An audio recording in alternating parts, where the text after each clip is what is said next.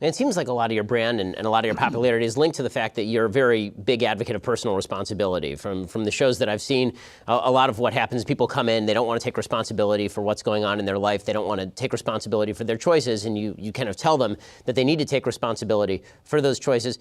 Do you think that has that been successful typically? I mean, it sounds like you have follow-up resources. And also, have you gotten blowback for pushing that hard on sort of the personal responsibility angle? Well, look, I don't make the rules. I'm just telling them what they are. I mean, look, there are some things that I'm one of those people that believes old sayings get to be old sayings because they're profound. Like a stitch in time saves nine, you know. I mean, these things stick around generation to generation to generation because they apply. And I have certain rules, like you just don't reward bad behavior. I mean, Lassie can figure this out. You don't need to come to me for that, but sometimes they're so close to it, they do. You don't reward bad behavior. Somebody comes in, they says, I got a 30-year-old son that's on drugs. He's living in my house. He's telling me he won't clean up his room, and I can't get him to do what I need him to do. Well, why are you letting him live with you?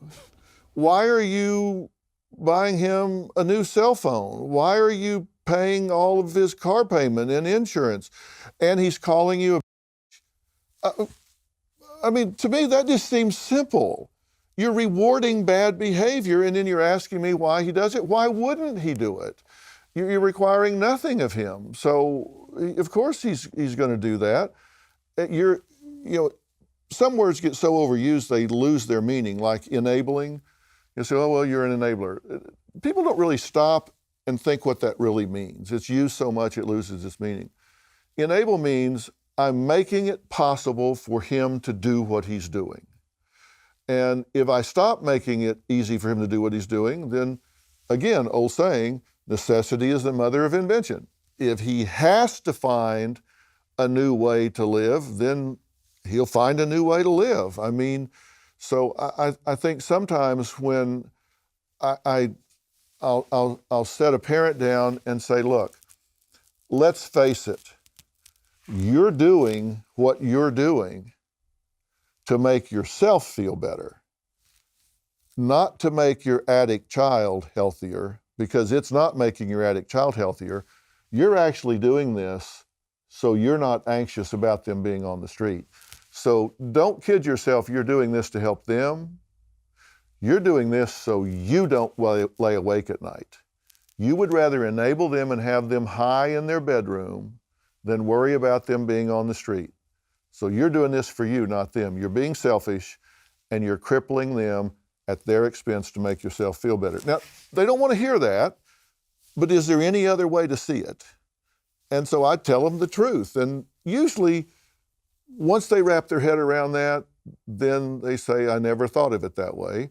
And they change what they're doing. I'm not sure this is really a political question as much as it is a societal values question, and may have some political ramifications. It seems like we live in a time where a lot of folks want to blame their personal behavior on forces beyond their control. They want to say that choices that are obviously within their control are obviously not within their control, that they're the result of historical forces or forces out there in the ether or institutional pressures or all the rest. Do you see that conflict right now in the country between sort of an ethos of personal responsibility and a system of thought that says that you're really a victim of circumstance? I do, but I don't think that it is all or none. And I look at it that way. I could use genetics as a good example. My father was a bad alcoholic. I mean, really bad alcoholic. I mean, he would drink to the point of blackout, oblivion, violence, tearing up the house, attacking family members, et cetera, et cetera. Now, I am genetically predisposed to be an alcoholic. Genetics oftentimes don't tell you who is going to be a certain way. It just tells you who is more likely to be a certain way. It just means for me, I have a steeper hill to climb. It just means for me that I have a bigger challenge because of historical events. Learning history, nature-nurture controversy? For me, it was both. That was my modeling from the most powerful role model in my life, which was my father. Genetics, because my father had the gene and passed it on to me.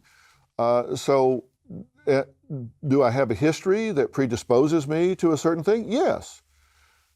The choice is still mine. I still have to make that choice, and I can still make the choice. I haven't had a drink in over 50 years. I made the choice.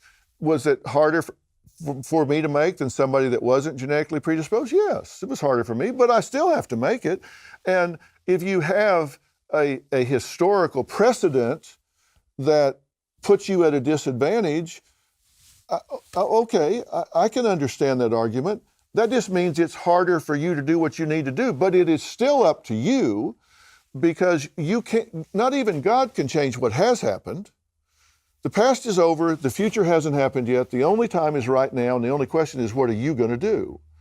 And I'll say that, I said this yesterday. There was a young woman that I was working with that had been sexually molested, and she was feeling really guilty and damaged by it.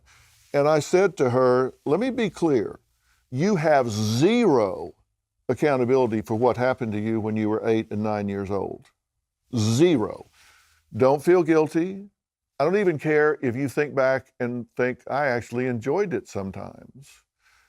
And so you're thinking, that makes me different. I feel guilty. You have zero accountability for what happened to you when you were 8 or 9. You have 100% accountability for what you do about it now. As an adult, you are responsible for what you do about it. Is it fair that you have to be responsible for it now, that you have to overcome that? No, it's not fair. It just is.